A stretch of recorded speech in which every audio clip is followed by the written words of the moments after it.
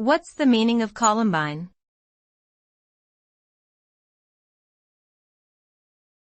Columbine.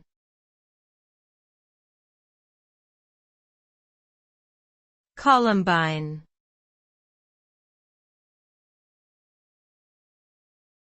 Columbine.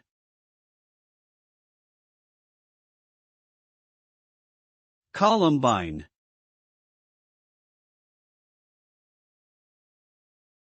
Columbine refers to a flowering plant belonging to the genus Aquilegia.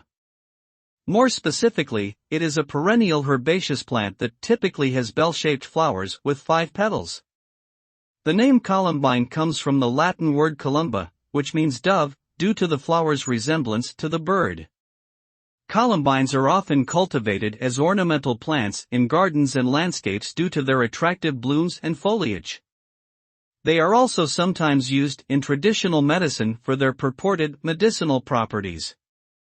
Overall, columbine is a beautiful and versatile plant that has captured the hearts of many gardeners and plant enthusiasts.